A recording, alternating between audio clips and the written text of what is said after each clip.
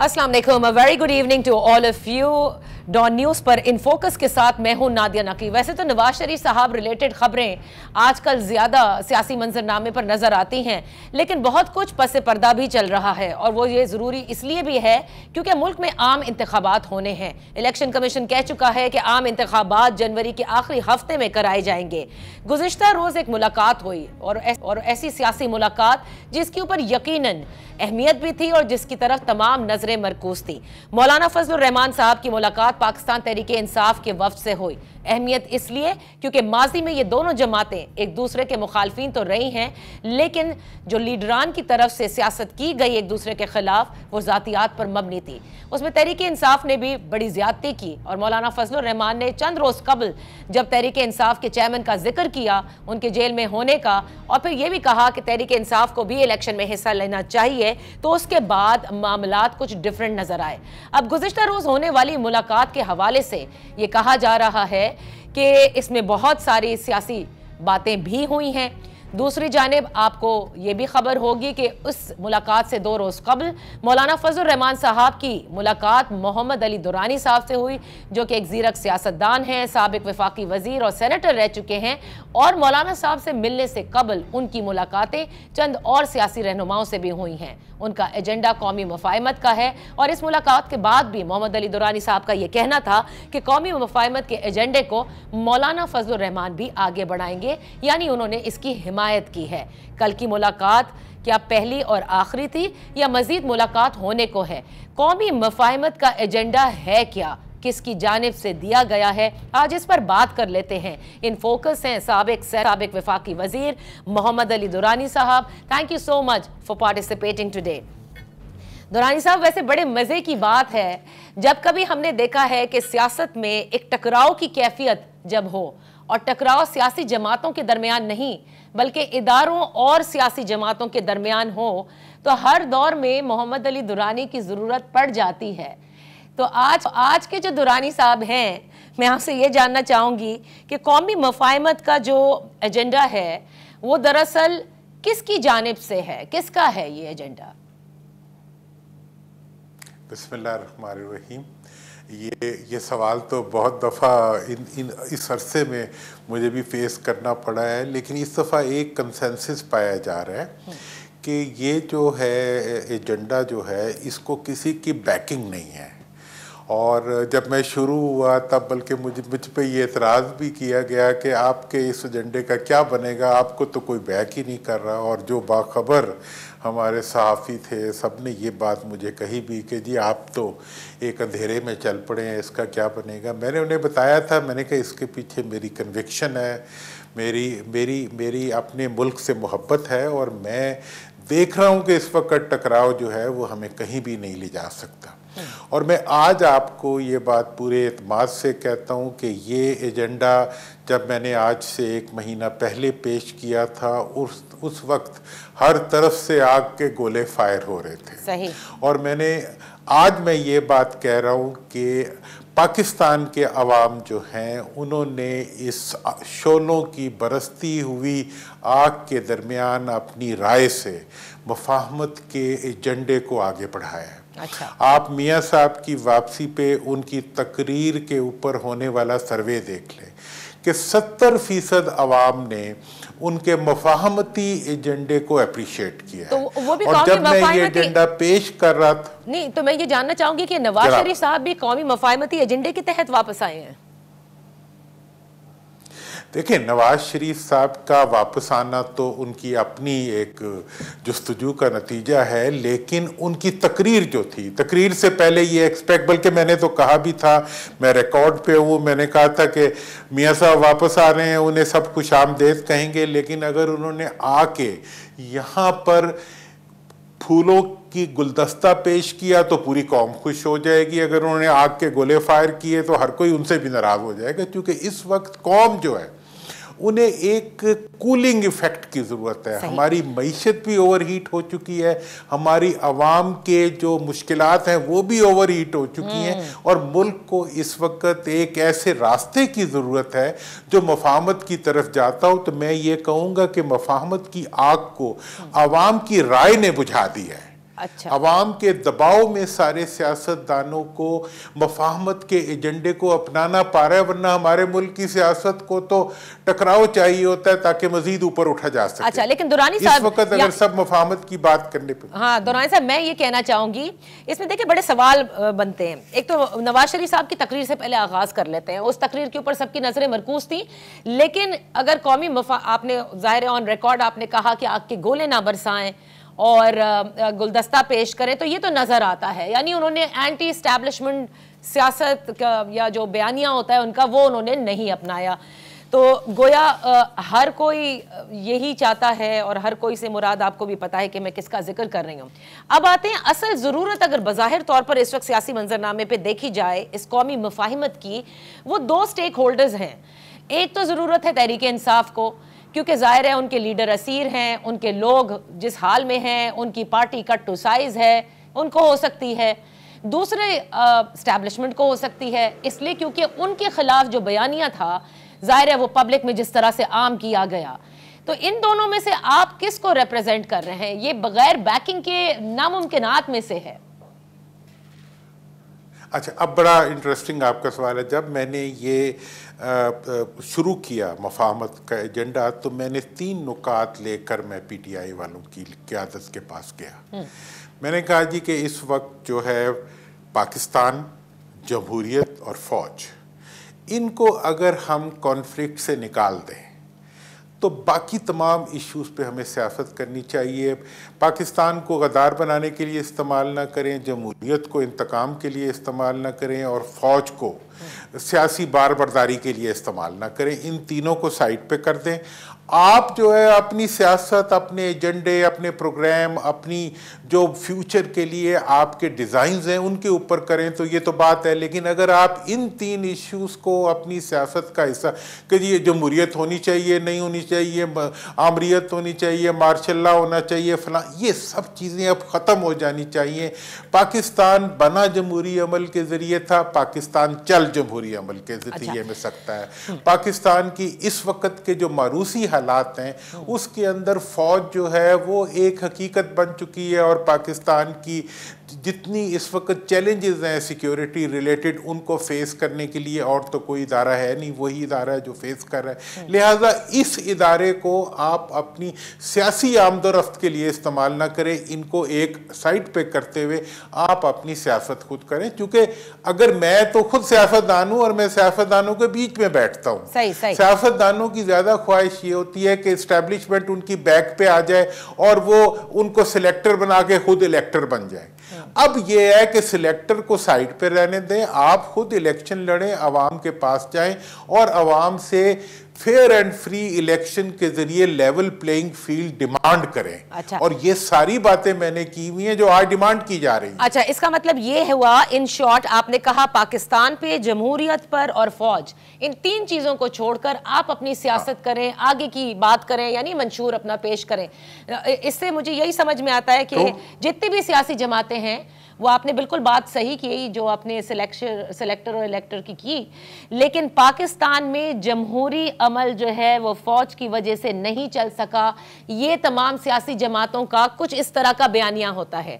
So in short, कौमी मुफाहिमत का मतलब ये, हम मुझे अभी तक आपकी बात से मैं जो अखज़ कर रही हूँ कि एंटी एस्टैब्लिशमेंट, एंटी फौज बयानिए के अलावा अपनी सियासत करें। Is that right? देखिए, मैं ये कह रहा हूँ कि एंटी पाकिस्तान, एंटी डेमोक्रेसी और एंटी फौज एजेंडे के बगैर आप अपनी सियासत करें। अब देखें, पाकिस्तान के अंदर भी नहीं है ना दुरानी साहब, ये तो गलत है। आप सियासतदान है, एंटी पाकिस्तान कौन काम करता है? 3 जमातें, 4 जमातें, 5 जमातें, जितनी भी मैं आपको बताता हूँ। देखें जी, अभी PTI का इशू आया, हाँ, तो आधी जमातें खड़ी हो गई कि जी जो इसमें है उनको गद्दार डिक्लेयर करो। ये कौन सा भी असूल है? अगर किसी फर्द ने जुर्म किया है तो उस जुर्म की सजा देने का अख्तियार सिर्फ अदालत को है। अगर आपने किसी को पाकिस्तान कि किसी एक्टिविटी को एंटाई पाकिस्तान डिक्लेयर करना है तो आपको अदालत में जाना पड़ेगा। अच्छा जी, इसको ये जो है इलेक्टोरल प्रोसेस पे उनका इंतखाबी निशान नहीं होगा।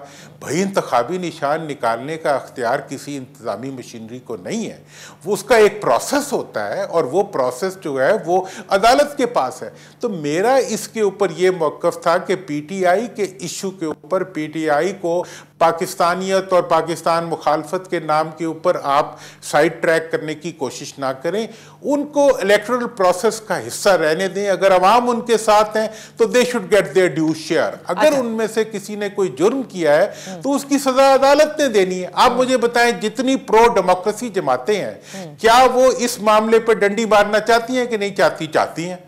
हर वक्त जब पिछली दफा हुआ था तो इमरान खान साहब को मैंने ये कहा था कि जी आप जो है आप किसी भी ऐसे फर्द को जिस पे मुल्जम हो उसको आप मुजरिम डिक्लेयर नहीं कर सकते। जिसके खिलाफ केस अदालत में चल रहा है वो चोर नहीं है, वो अभी चोरी का एक्यूज्ड है। हाँ, यानी वो कहते थे चोर डाकू और ये सब तमाम जो हैं वो चाहते थे कि क्या कहते पीटीआई से निशान भी ले लिया जाए और पीटीआई को पार्टिसिपेट करने की इजाजत हो ना हो।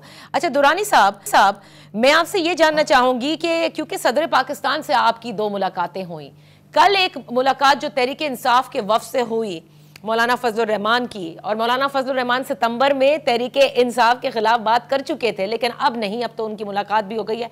ये वही एजेंडा है कौमी मफाहमत का जो आगे चला है कल, उसी का शाखसाना है? देखिए, मैंने ये महसूस किया था कि जब मौलाना ने ये स्टेटमेंट दी थी जो कि इमरान खान साहब के बारे में थी कि जी वो अब जेल में है तो मैं उनके खिलाफ कोई नहीं बात करूंगा, तो इसका एक बड़ा कूलिंग इफेक्ट पैदा हुआ था। उसके बाद जब पीपल्स पार्टी ने ये बयान दिया कि वो पीटीआई को सियासी अमल से बाहर नहीं करना चाहते, इसका बड़ा कूलिंग इफेक्ट हुआ। जब मियाँ साहब वापस तशरीफ़ लाए और उन्होंने किसी पार्टी के खिलाफ कोई बात नहीं, इसका भी एक कूलिंग इफेक्ट हुआ। तो मैं समझता हूँ कि जब मौलाना से मेरी मुलाकात हुई तो मैंने उनसे रिक्वेस्ट की थी कि आप अब एक सीनियर बुजुर्ग सियासतदान हैं, आप इस वक्त जमहूरी अमल की मजबूती और जमहूरी अमल के दवाम के लिए आपको चाहिए कि आप रिकन्सिलिएशन के एजेंडे को आगे लेके चलें। टकराव के नतीजे में हमने हमेशा मुल्क में जमहूरी अमल को डीरेल किया है, हमने इत्तेहाद बना के जमहूरी अमल को डीरेल किया है। बिल्कुल सही। तो इसलिए जमहूरी अमल को डीरेल करने के बजाय आप मुफाहमत के रास्ते पर चले। अच्छा, तो उसी का मेरा ख्याल है कि एक पॉजिटिव आउटकम कल सामने आया है हमारे। दुरानी साहब, यहाँ पर एक छोटी सी ब्रेक लेते हैं, ब्रेक के बाद अपनी गुफ्तगू जारी रखेंगे।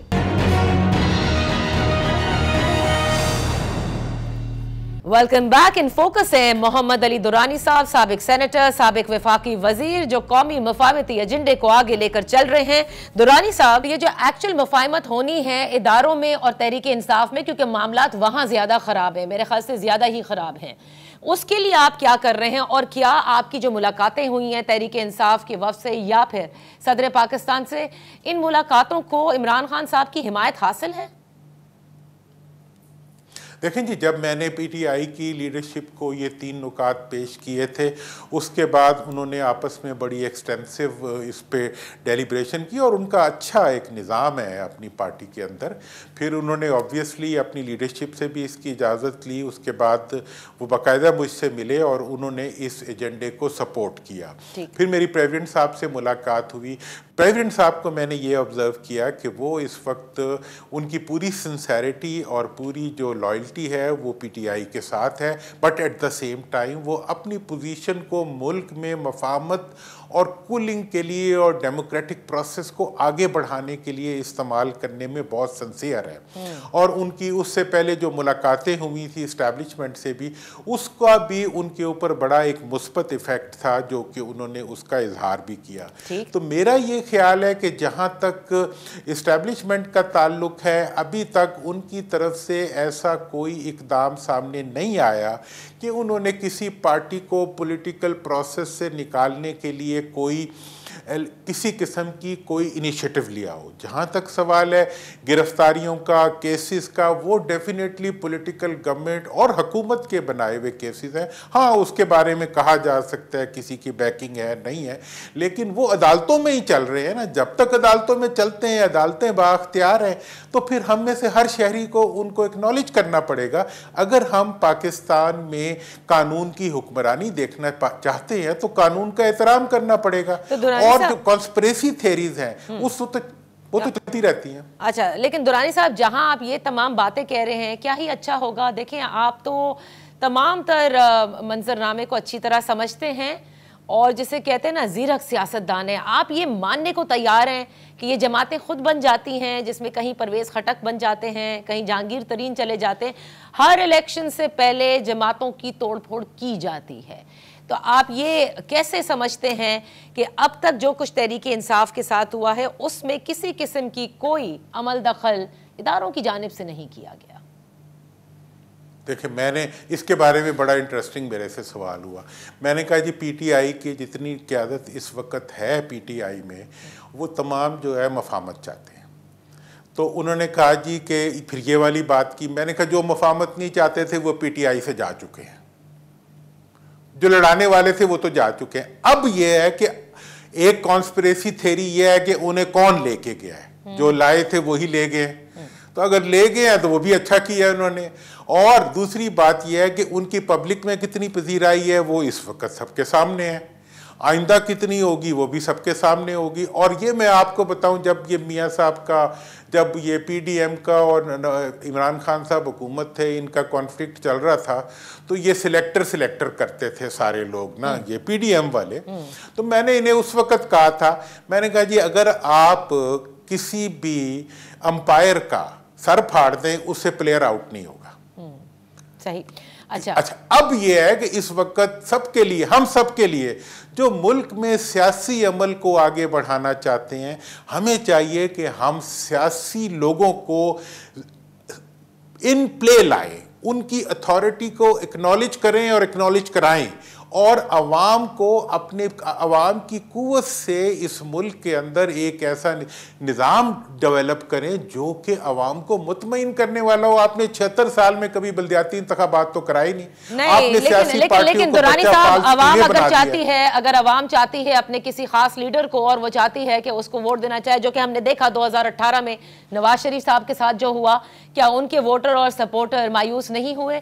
इसी तरह से क्या तहरीक इंसाफ के चेयरमैन के वोटर और सपोर्टर मायूस नहीं होंगे? तो ये सबसे बड़ा सवाल है ना। अगर चीजों को ठीक होना है तो तमाम सियासतदानों को फिर वो लेवल प्लेइंग फील्ड दी जाए ना। ये कहां का इंसाफ होगा?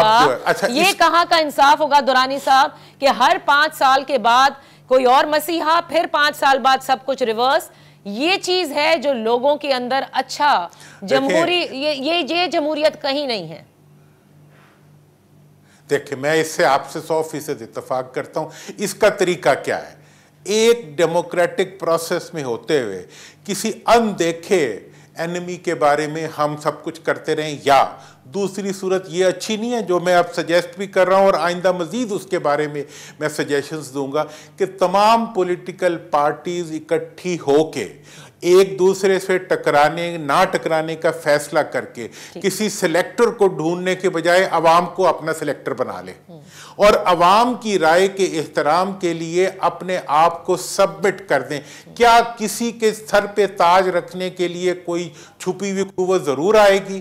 क्या ये नहीं हो सकता कि खुद सियासी पार्टियां जो हैं वो अपने एक मैंडेट के तहत, अपने एजेंडे के तहत ये फैसला करें कि उन्होंने अवाम की राय के एहतराम में उसी के मुताबिक चलना है, तो सब चीजें ठीक हो सकती हैं। आज भी ये अथॉरिटी और ये मैंडेट अवाम के पास है। अच्छा, आखिर में, because we have just 40 seconds, I want to know, मेरी खबर के मुताबिक सामने आप कर रहे हैं सारे मज़ाकरात या कौमी मफाहमत के एजेंडे को बढ़ा रहे हैं, लेकिन पसे पर्दा भी कुछ मज़ाकरात चल रहे हैं। मैं सदर आरिफ अलवी की बात नहीं कर रही, और ये बात इमरान खान साहब से कोई और भी नेगोशिएट कर रहा है।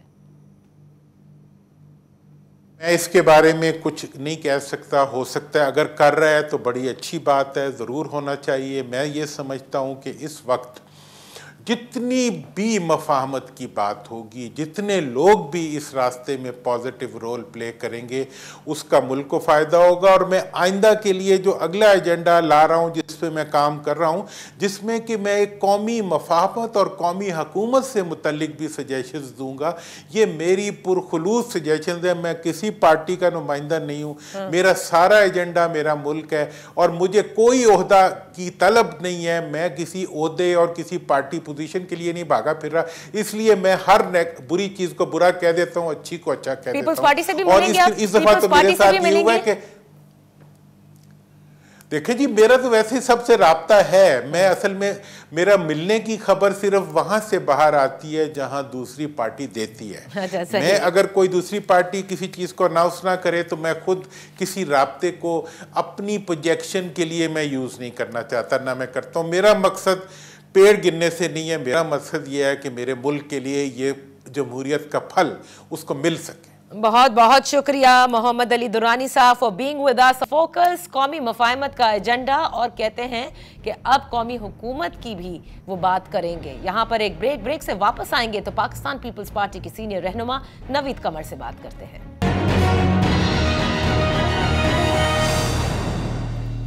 Welcome back. Pakistan peoples Party जो कि इलेक्शन की डिमांड करती आई है, और अभी जो ब्रेक से पहले मैं मोहम्मद अली दुरानी साहब से भी बात कर रही थी, जरा पूछते हैं पाकिस्तान पीपल्स पार्टी के सीनियर रहनुमा से कि उनकी शिकायत किस हद तक दूर हुई हैं और ये कौमी मफाहमत का एजेंडा है क्या। Thank you so much for joining us. Naveed Qamar साहब पाकिस्तान पीपल्स पार्टी के सीनियर रहनुमा हमारे साथ हैं। नवीद कमर साहब, ये फरमाइएगा कि ये जो आजकल कौमी मफाहमती एजेंडे की बात हो रही है, आपकी नज़र से भी गुजरा होगा कि मौलाना फजलुर रहमान की तहरीक इंसाफ के वफ़द से भी मुलाकात हुई, ये इस कौमी मफाहमती एजेंडे के पीछे असल में है कौन?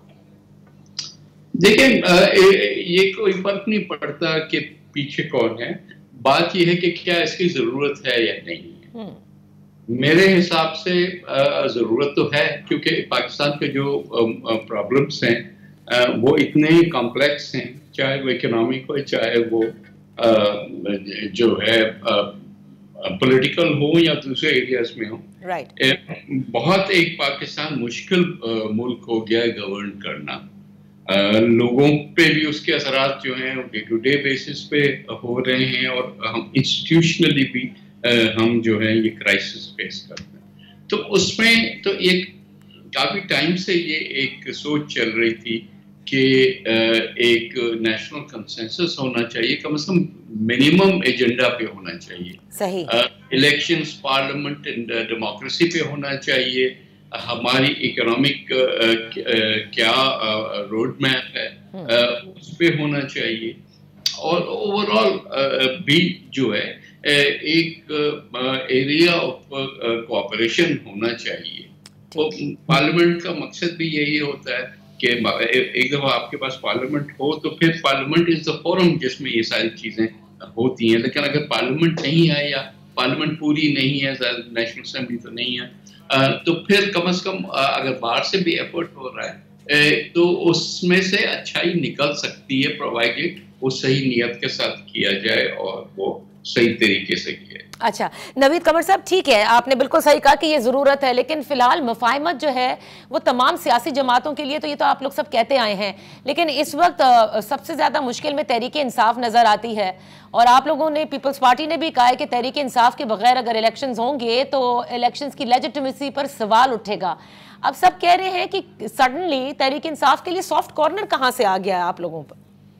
नहीं, कोई suddenly soft corner Tehreek Insaf के लिए नहीं आया, लेकिन देखें किसी भी पॉलिटिकल सिस्टम में, खासकर आप अपने आप को हम अगर जमहूरियत कहते हैं तो वो जमहूरियत तो यही है कि हर एक को जो है वो चांस मिलना चाहिए। जो लोग जिसको सपोर्ट करें उसको जो है पावर तो इस मुल्क में मिलता नहीं है, लेकिन कम से कम हुकूमत मिलनी चाहिए। तो उस हिसाब से आई थिंक ये एक कोई प्रो पीटीआई स्टांस नहीं है, लेकिन प्रो डेमोक्रेसी स्टांस है कि उनको भी अगर उनको बाहर रखा, क्योंकि एक वो भी सर्कल है जो कह रहा है कि जी पीटीआई को बैन कर दो, उसको इलेक्शंस में नहीं आने दो, और लाख उसके रीजंस देते हैं। देखिए पीटीआई की जो वो लीडरशिप जिन्होंने 9 मई को न सिर्फ पार्टिसिपेट किया पर पर्टिकुलरली जो डायरेक्ट किया, वो तो उसके लिए कानून है और उसका कानून जो है has to take its own course. Other than that बाकी पीटीआई एक बहुत बड़ी पार्टी है और उसकी जो है फॉलोइंग है, सो उसको अगर आप जबरदस्ती बाहर रखेंगे तो फिर तो अब क्या आपकी जमहूरियत और क्या आपकी जो आगे जाके पार्लियामेंट और स्टेबल गवर्नमेंट जिसके लिए सारी तगदो हो रही है वो कहाँ से आएगी? तो नवीद कमर साहब, आपको ये लगता है बतौर सियासी वर्कर एंड ऑफ कोर्स जाहिर है एक बड़ी सियासी जमात के सीनियर रहनुमा है कि ऐसी कोशिश की जा रही है कि तहरीक इंसाफ को इलेक्शन के पूरे प्रोसेस से निकाल दिया जाए? नहीं, मैंने कहा कुछ ऐसे सर्कल्स हैं जहाँ ये बातें हो रही हैं। हमने हर मौके पे कहा है कि ये नहीं, ये इनफैक्ट डिस्कशन जब अभी कोलिशन गवर्नमेंट थी तब भी डिस्कशन में ये बात आई थी कंसल्टेशन प्रोसेस में वेरियस पार्टी की, और उसको आउटराइट रिजेक्ट किया गया था कि ये नहीं आप कर सकते। तो मेरा ख्याल है कि वही पोजीशन जो है वो हमारी कंटिन्यू करती है और दूसरों को भी यही पोजीशन लेनी चाहिए। अच्छा, अब पाकिस्तान पीपल्स पार्टी मुस्तकिल इलेक्शन का मुतालबा कर रही है। यहाँ पर भी जिस तरह से चेयरमैन बिलावल भुट्टो जरदारी साहब ने इलेक्शन के हवाले से कहा था, अब आपको क्या लगता है कि नवाज शरीफ साहब क्योंकि आ गए हैं और पार्टिसिपेट भी करने के लिए वो पहले अपनी जो कानूनी मुश्किलात हैं उससे नबरदाजमा है, तो क्या अपीलों का जो अब कल तो उनकी जाहिर है कि सज़ा के खिलाफ अपीलें एक्सेप्ट हो गई है, जब तक उसका फैसला नहीं हो जाता, जब तक क्या इलेक्शन की अनाउंसमेंट नहीं होगी? देखिए, मेरा ख्याल है कि अब हम आहिस्ता आहिस्ता मूव कर रहे हैं उस तरफ जहाँ अब अगले हफ्ते, मेरा अंदाजा अगले हफ्ते ही है, जो सुप्रीम कोर्ट ने इलेक्शन डेट के लिए रखी हुई है तारीख जी, उसमें आके इलेक्शन कमीशन ने अपनी एक पोजीशन देनी होगी, और एक दफा इलेक्शन कमीशन अपनी पोजीशन वहां पे दे देता है और कोई तारीख बता देता है या तारीख इंडिकेट कर देता है, तो उसके बाद उसमें से निकलना बड़ा मुश्किल काम है। इस मुल्क में हर अनहोनी चीज हो चुकी है, लेकिन आहिस्ता आहिस्ता मेरा ख्याल है कि we are moving towards election process. We are moving, तो आप लोग एक्सपेक्ट करते हैं कि जिस तरह इलेक्शन कमीशन ने जनवरी का आखिरी हफ्ता दिया, तारीख भी जल्द आ जाएगी? जी इंशाल्लाह, आई होप। हम तो ये कॉन्स्टेंटली कह रहे हैं उसी वक्त दे देनी चाहिए थी, बल्कि अनाउंस कर देनी चाहिए ना, बजाय सिर्फ इंडिकेट करने के। फॉर्मली अनाउंस कर दें, क्योंकि डेट्स मिलने से एक स्टेबिलिटी आएगी माहौल में भी। कुछ लोग जो पाकिस्तान में इन्वेस्ट करना चाह रहे हैं, चलो बाहर वाला तो अभी नहीं करेगा, लेकिन यहाँ के लोग भी तो अनसर्टनिटी में तो कोई नहीं करता ना, तो थोड़ी सर्टनिटी बढ़ जाएगी अगर तारीख जो है अच्छा नोटिफाई हो। चेयरमैन, पाकिस्तान पीपल्स पार्टी ने जिस तरह कहा कि एक शख्स के लिए इलेक्शन को इतनी मतलब एक तरह से डिले किया गया है, तो इसीलिए मेरा ये सवाल बनता है आप लोगों से कि आप समझते हैं कि नवाज शरीफ साहब जब तक सियासत में बाकायदा तौर पर हिस्सा नहीं ले सकते, यानी कानूनी मुश्किलात ख़त्म नहीं होती, जब तक कम से कम इलेक्शन की ना वो डिमांड करेंगे और ना ही इलेक्शन की तारीख आएगी? देखिए, जिस स्पीड से ये हमारी कोर्टें भी रिलीफ देती आ रही हैं, एक तो पैटर्न बन गया है ये। आप रोज देखते हैं क्या कहीं न कहीं कैसे कुछ ना कुछ रिलीफ मिलता है, तो मुझे तो अब कोई शक नहीं है कि ये इस टाइम फ्रेम में ये हो जाए। तो पाकिस्तान पीपल्स पार्टी इस रिलीफ के प्रोसेस से और तेजी के रिलीफ से प्रोसेस से थोड़ी बाहर नजर आ रही है। नहीं, पीपल्स पार्टी का सिर्फ ये कहना है कि परसेप्शन अगर ये जाए कि इस सारा खेल एक तरीके से किया जा रहा है, तो वो लॉन्गर टर्म में अच्छी बात नहीं है। हम पहले भी एक्सपेरिमेंट्स कर चुके हैं और हम पहले इसकी सजा भुगत चुके हैं, तो why are we repeating the same mistakes? हमें ये पोजीशन लेनी चाहिए, कोर्टों को भी ये पोजीशन लेनी चाहिए कि हर एक के लिए एक ही कानून होता है। एक पार्टी के लिए एक कानून, दूसरी पार्टी के लिए दूसरा कानून, तीसरी पार्टी के लिए बिल्कुल ही तीसरा कानून। ये ऐसे कैसे इंसाफ, इसको कैसे कहेंगे आप? जुडिशियल सिस्टम आप कैसे उसमें कोई यकीन रखेंगे? तो these things have to be taken care of. आप सिर्फ ये ठीक है, एजेंडा किसी का कुछ भी हो सकता है, लेकिन इतना आउटराइट और ब्लेटेंटली चीजें ना होनी चाहिए। तो इसका मतलब हम क्या ये समझें, जैसे आपने इसी पूरी डिस्कशन के अंदर कहा कि पावर किसी और के पास होती है, अब भी आप ये समझते हैं कि जिस जमहूरियत की तगोदो आप लोग सब करते हैं, अभी भी पावर का जो एपिसेंटर है वो कहीं और है, और वहीं से ये तमाम तर ब्लेटेंटली, जिस तरह आप कह रहे हैं, जैसे उर्दू में हम अगर कहें कि भोंडे तरीके से इंसाफ के तकाजे जो हैं वो दिखाए जा रहे हैं, वो वहीं से सारे मैनेज हो रहे हैं। देखिए, जब मैंने ये कहा कि गवर्नमेंट ट्रांसफर होती है, पावर ट्रांसफर उस तरीके से नहीं होता, वो आपको भी पता है पाकिस्तान का जो सिस्टम है वो आज का नहीं है। ये कई दहाइयों से सिस्टम जो है इसी तरह से चलता आ रहा है, जहाँ पे complete transfer of power to a civilian elected governing authority तो शायद पाकिस्तान की तारीख में कभी भी नहीं। लेकिन पाकिस्तान के लोग जो हैं अब यूज्ड टू हो गए इस किस्म के, कुछ लोग उसको हाइब्रिड सिस्टम कहते हैं। सिर्फ ये डर होता है कि आहिस्ता आहिस्ता वो स्पेस जो है वो पॉलिटिकल और डेमोक्रेटिक इंस्टीट्यूशंस का वो कम ना होता जाए, और दूसरे इंस्टीट्यूशंस जिसमें फौज भी है लेकिन उसमें जुडिशरी भी है और इंस्टीट्यूशंस भी हैं, सही, वो जो है वो इनक्रोच ना करते जाएं। So we have to be careful कि वो वाली टर्फ जो है वो एक्सपेंड हो, क्योंकि यही हमारा न सिर्फ जमहूरियत का प्रिंसिपल है, हमारे आइन का भी प्रिंसिपल है, and that is the way it should.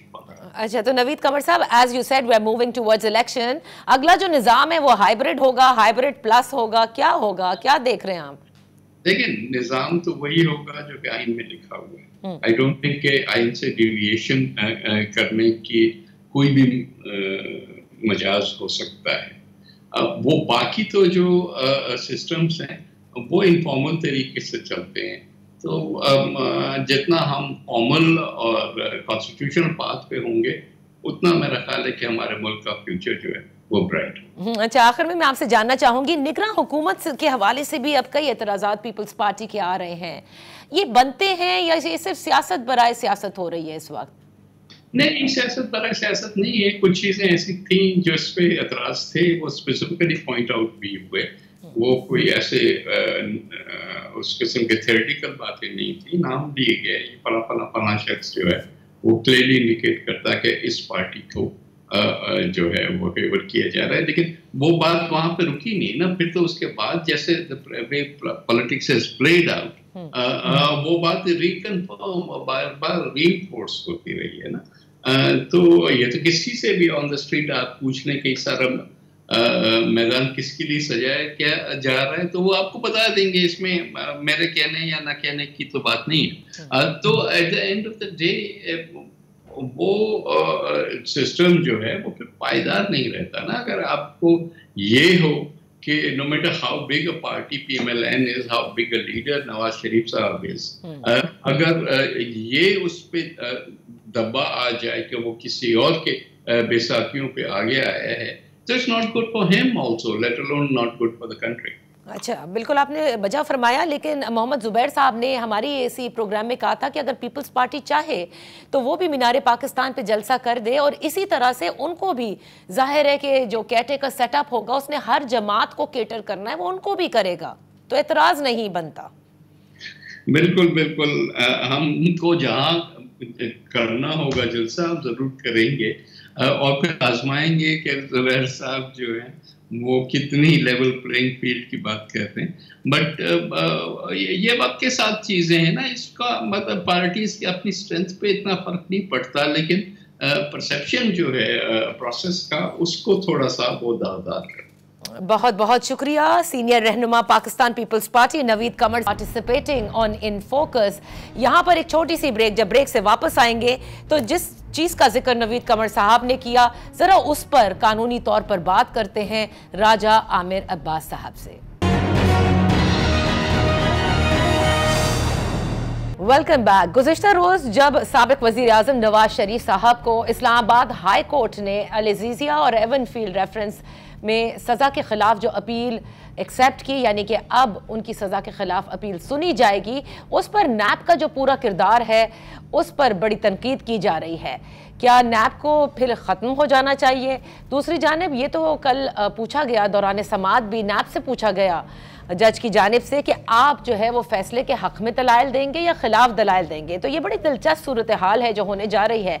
इस पर बात करते हैं राजा आमिर अब्बास साहब से, साबिक deputy prosecutor general NAB, is also the advocate of the supreme court. Thank you so much for joining us. Aamir Abbas sahab, पहले तो ये बताइएगा कि नैब पर जिस किस्म की तनकीद हो रही है, ये तनकीद बनती है या नहीं? ख्वाह वो जमानत, जब हिफाजती जमानत ली गई तब जिस तरह से नैब वहाँ मौजूद थी और जिस तरह से उन्होंने हर चीज़ पर सर तस्लीम खम किया, और गुज़िश्ता रोज़ भी हमने देखा कि जब अपील सज़ा के ख़िलाफ़ बहाल हो रही थी तो उस पर भी उन्होंने किसी किस्म का कोई एतराज़ जो है वो नहीं लगाया। देखिए नादिया, नैब पे तनकीद तो जब से नैब बना है होती आ रही है और बनती भी है, फ्रॉम ऑल स्क्वायर्स वो बनती है।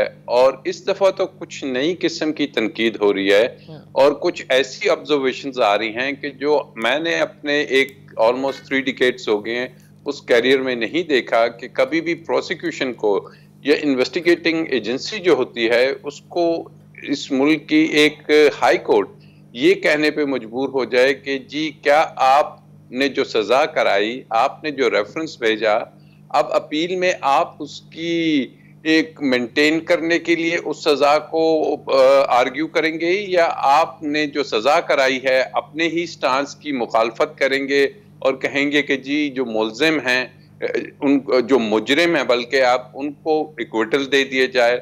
So this is something very pathetic. और ये एक ऐसा चीज है कि जिस पे जितनी भी शर्मिंदगी इंसान उठा सकता है वो कम है, क्योंकि दैट इज द रीजन हम दुनिया में एक रूल ऑफ लॉ की जो इंडेक्स है उसमें we have travelled like at the bottom, और बॉटम में अगर 2-4 मुल्क रह गए हैं तो गालिबन हमारी कोशिश और जुस्तजू है कि उसको हम एंड पे पहुंच जाए। अदरवाइज देखिए, नैब भले से माजी में जब से since its inception political victimisation करता रहा, आर्म ट्विस्टिंग करता रहा, किंग्स पार्टीज बनाता रहा, और नैब को जो हमने देखा है, नैब में एक आम आदमी तो अगर जब इन्वॉल्व हो जाता है तो ट्रस्ट मी कि वो उसके ऊपर इतना प्रेशर और इतना दबाव और नैब की पूरी एक्टिव टीम्स आ जाती हैं कि उसका निकलना मुश्किल है।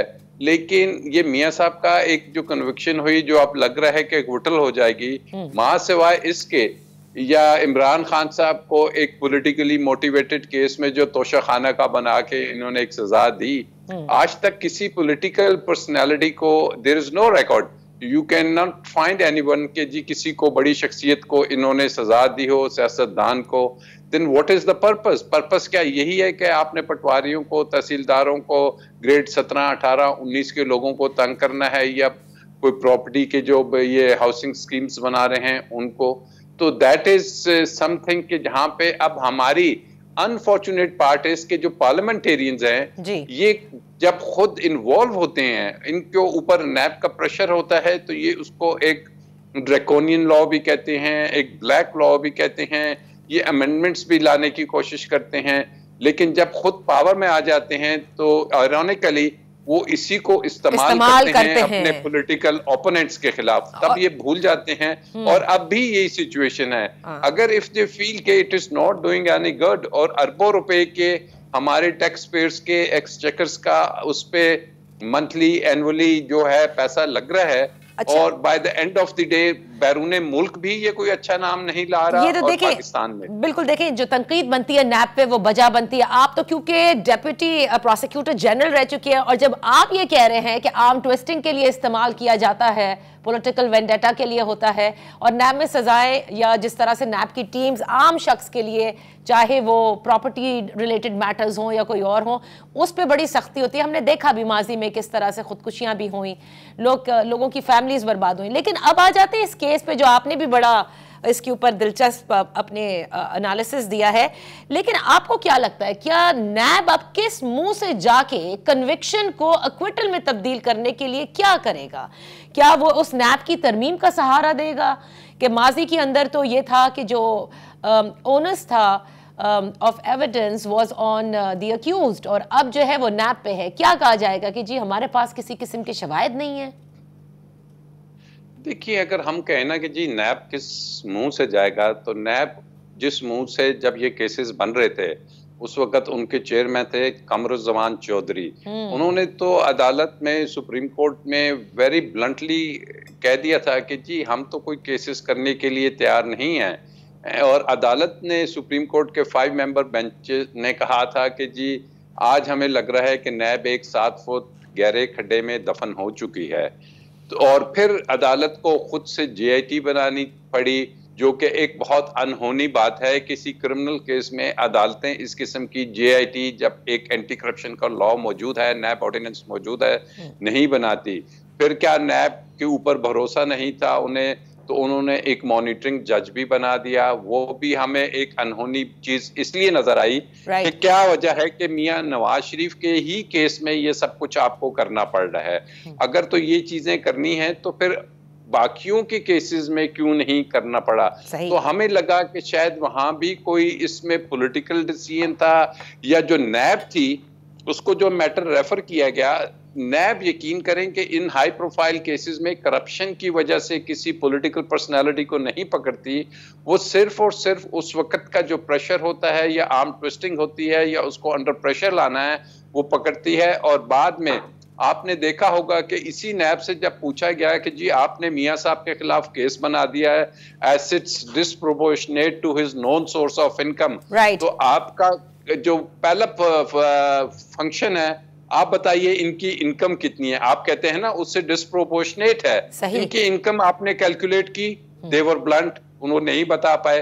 उन्होंने कहा जी अच्छा ये बताइए, आप कहते हैं कि इनकी इनकम से इस प्रॉपर्टी की वैल्यू बहुत ज्यादा है, प्रॉपर्टी की वैल्यू बताइए। नैब ऑल्दो की डिग आउट कर सकती थी, वो अदालत में कहती है जी गूगल करके देख लें। ये मैं तब की बात कर रहा हूँ। जी जी बिल्कुल। और फिर आप देखें कि वो नैब अब आज ये कहती है, इसी नैब ने अपील्स जब चल रही थी कहा कि जी वो एवनफील्ड में रहते हैं, मफरूर हो गए हैं, उनके वारंट्स निकालिए, उनको पकड़िए, और यहाँ से हमारा हाई कमीशन के जरिए वारंट्स गए, एग्जीक्यूट हुए। वही हाई कमीशन जब इनको दोबारा एयरपोर्ट पे या वहां पे सी ऑफ करता हुआ हमें नजर आता है, तो फिर नैब या हम एक इंस्टीट्यूशन को ब्लेम नहीं कर सकते कि जी एक प्योरली नैब का कोई कसूर है। इवन तो वो जो बेटे से ना, हाँ मेरा बात साहब ये बता देना। एक बात, वो जो बेटे से ना लेने पे मियां साहब को, एक सिटिंग प्राइम मिनिस्टर को फारिग कर दिया गया था कि जी ये उनके ड्यूज हैं। I have not seen any judgement कि जिसमें एक सिटिंग प्राइम मिनिस्टर को, जो आपने एक पॉलिटिकली इलेक्टेड प्राइम मिनिस्टर को से घर भेज दें कि जी वो चूंकि इन्होंने अपने बेटे से तनख्वाह लेनी थी, नहीं ली। So these all factors combined together, और फिर जाके ये अनफॉर्चुनेट सिस्टम है कि ये सारी चीजें ही रूल ऑफ लॉ कहलाती हैं। तो इसका मतलब जो कुछ माजी में हुआ वो भी गलत है, और अब जो सही हो रहा है इसको आप कोर्स करेक्शन कहेंगे, या आप कहेंगे ये भी बड़ा अजीब सी बात है जिस किस्म से अब हम देख रहे हैं नैब अदालतों में पहुंच करके और किसी भी चीज़ के ऊपर वो एतराज़ नहीं उठा रहा।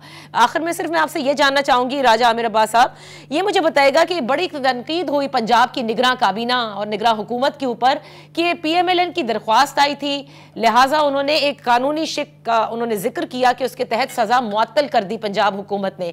तो सवाल लोग पूछते हैं कि क्या आम आदमी के लिए भी ऐसी किसी शिक का इस्तेमाल किया जाता है, जैसे सज़ा हो वो हुकूमत को लिख दे और कहे कि जी उस शिक के तहत हमारी सज़ा भी मुअत्तल कर दी जाए?